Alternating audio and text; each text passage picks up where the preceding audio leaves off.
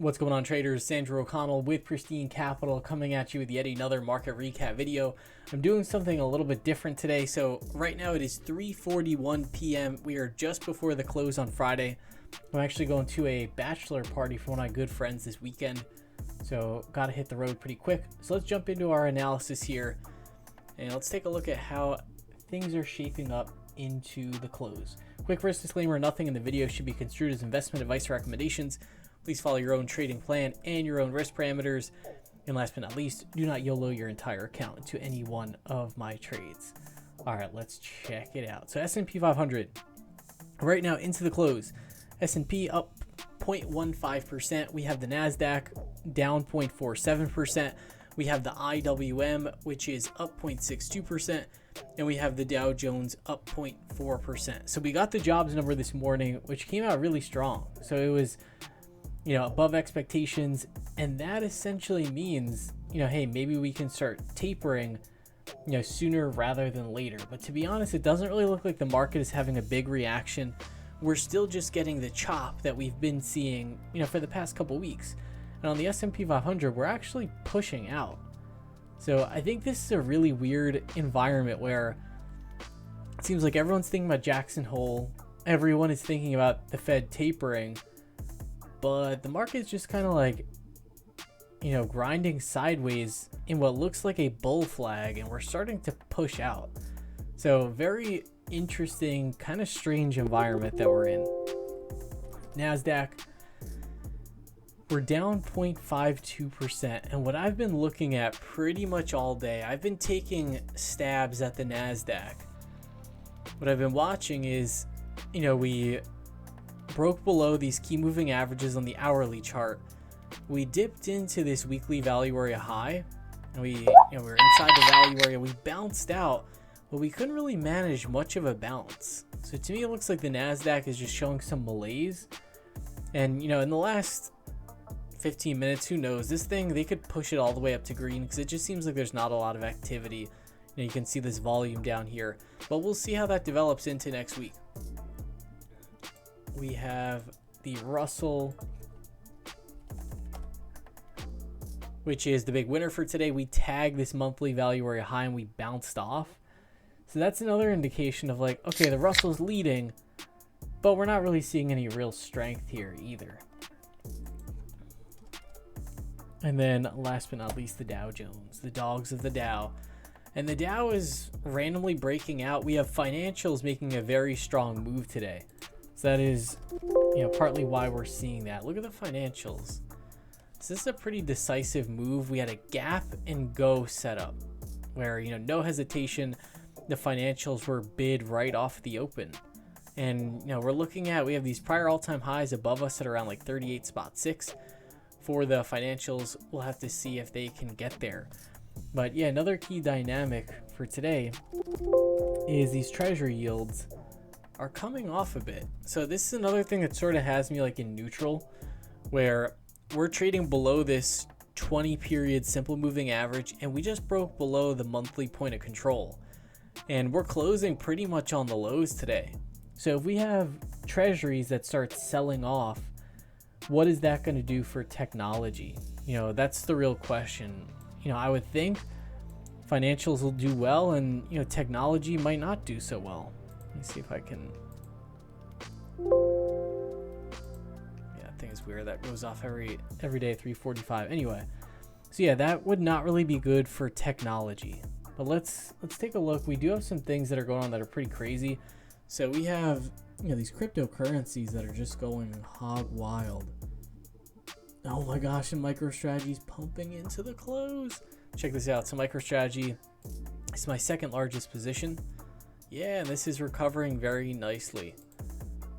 Yeah, so this one, I've been talking about this a lot. Huge short interest, almost like a pure play on cryptocurrency. Not quite, but yeah, that one's looking good. And then we pull over here. This is insane. This to me is like a panic bid for crypto. And more specifically, a panic bid for Ethereum. Let's check this out. Like this is we're up 6.6%. It looks like people are just piling in. And we're trading just above this pivot. So yeah, looking good for Ethereum. So to be honest, like I'll go through my trades. honestly, like, this environment is just so choppy that, you know, all my buy and holds are doing incredibly well because I'm very heavily concentrated in crypto. A couple of other areas, I have some common stocks that worked very well.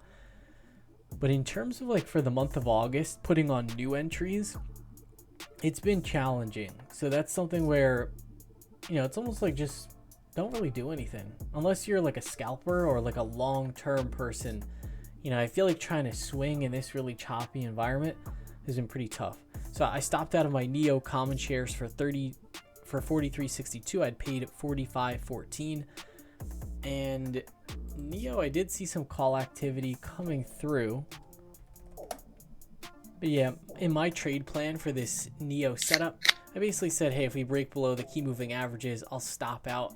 I actually want to just free up some capital anyway. It's not like we really violated the 20-day, but I just want to be like very crisp and very tight with my stop losses and just make sure that I take them. Yeah, because, you know, with these, like, a lot of times you take your stop loss and it just pushes back above the 20-day into the close. That happens, that's all good. NEO, I'm putting it right back on my watch list. But yeah, for this environment, I just want to make sure keeping everything crisp and clean and taking quick stops, because I don't feel like there's, you know, a huge edge behind me in terms of this really choppy environment. So yeah, NEO took that one off. What else did I do? Yeah, so I stopped out of some Square calls. These, you know, another one where I think it'll be just fine, but yeah, stopped out for 850. I'd paid 1070. Then I got long some NASDAQ puts, and I was trading puts pretty much throughout the day. So I put on these August 20th puts, closed half of those out for a nice winner at 421, closed the other half, closed the other half at 441, and then I put on actually some more Q's puts into the close. So I put these on at like 223, just because it looks like the Q's are just lagging behind. But then again, the pace of the market is just so slow right now that, you know, anything can happen. This is just a small range. So yeah, I put this one on. It's my only short that I currently have on. So I was like, you know what? It was a little bit of a game changer with those treasury yields moving. Maybe that continues into next week. I was like, you know what? I'll keep that short into the weekend. Yeah, it looks kind of weak into the close, so we're gonna have to see. But yeah, those were my trades for the day.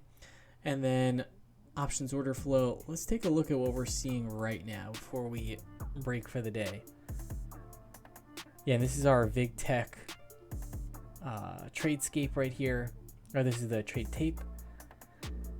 Let's go to our options race, and we will close off the options race team. But overall, you know, today was a fantastic day. I mean, it's kind of crazy with crypto doing what it's doing. You know, it's just having a good day hodling. And then let's see what we got. Yeah, so Tesla's our flow leader, pretty much as usual. And then we have some of these other names, AMD, which has recently come to the fore after its really good earnings. We have mRNA.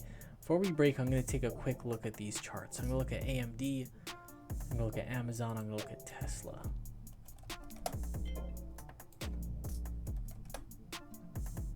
Yeah, Amazon looks horrible.